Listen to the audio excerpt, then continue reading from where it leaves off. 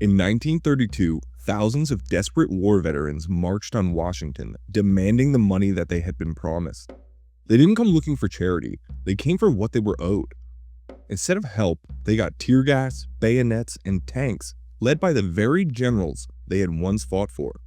It was one of the darkest moments in American history, a moment when the government turned on its own war heroes. The Bonus Army March wasn't just a protest, it was a national scandal that helped bring down a president and change the way America treated its veterans. It all started with a promise. After World War I, Congress had agreed to reward veterans for their service with a cash bonus. The idea was simple. Soldiers who had risked their lives in Europe would be compensated for their sacrifice. But there was a catch. The money wouldn't be paid out until 1945. At the time, that didn't seem like a big deal.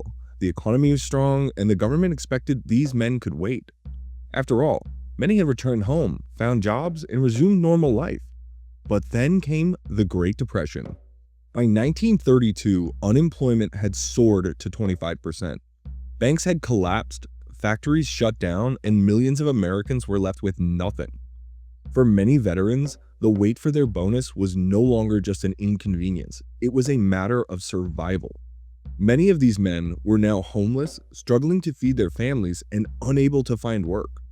To them, the money wasn't a handout, it was theirs. It had been promised. The veterans had already made sacrifices.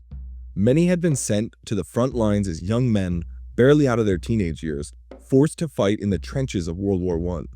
Some had been gassed, some wounded, others left with psychological scars they could never shake. And now, they were being told to wait over a decade for the government to fulfill its promise. For them, that just wasn't good enough. One of them was Walter W. Waters, a former Army sergeant who had lost everything. Like many others, he believed the government had an obligation to pay the bonus early. But letters and petitions weren't enough. If Congress was going to listen, they needed to show up in person. So he called on his fellow veterans to march on Washington. At first, it was only a few hundred men. But as they made their way across the country, their numbers grew. Some walked. Others rode freight trains, traveling for hundreds of miles just for the chance to be heard.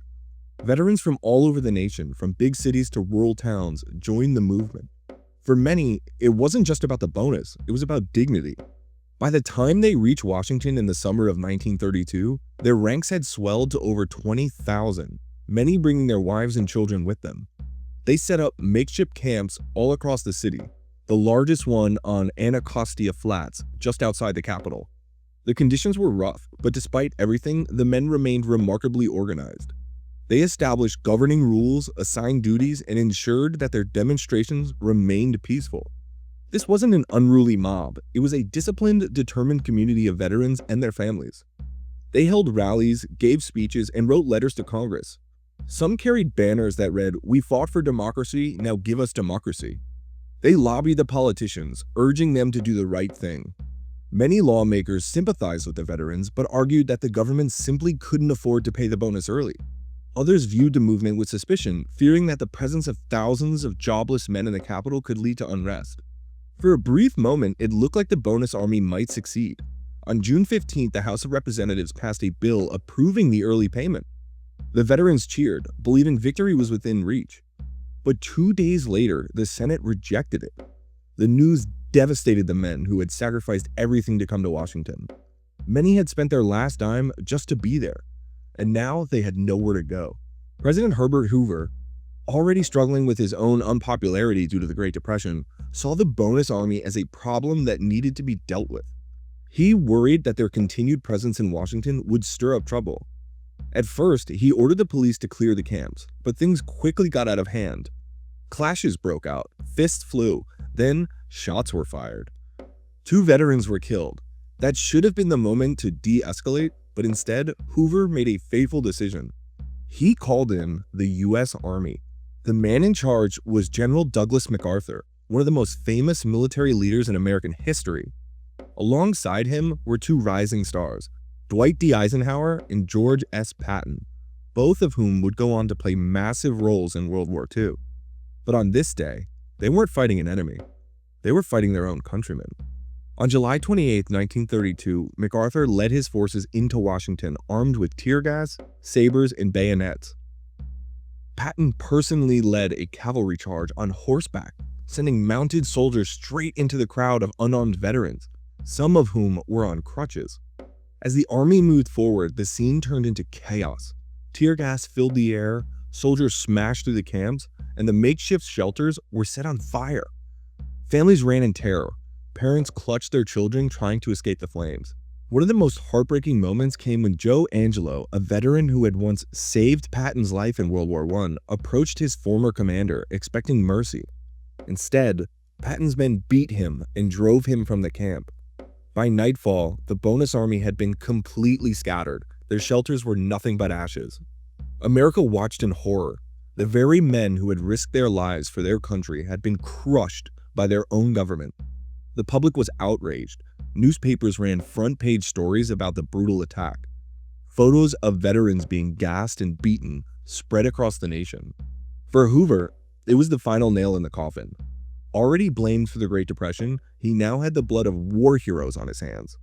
A few months later, in November 1932, he lost the presidential election in a landslide to Franklin D. Roosevelt.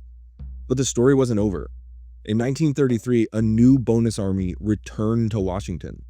This time, Roosevelt did something different. He sent his wife. Eleanor Roosevelt met with the veterans personally, listening to their grievances and treating them with dignity instead of violence. Roosevelt's administration offered the struggling veterans jobs through the Civilian Conservation Corps, or CCC, and Works Program Administration, or WPA, giving them a way to earn money. It wasn't an immediate payout, but it was a lifeline, a way for them to survive. Many of the same veterans would go on to fight in World War II, serving once again despite how their country had treated them. Finally, in 1944, more than a decade after the bonus march, Congress granted them the money they had been promised. By that time, for some veterans, it was too late. The bonus army didn't get their money in 1932, but they changed history. Their fight exposed the failures of the government, cost Hoover the presidency, and led to real reform for future veterans. But in one of America's darkest moments, the U.S. Army turned on its own, and that should never be forgotten.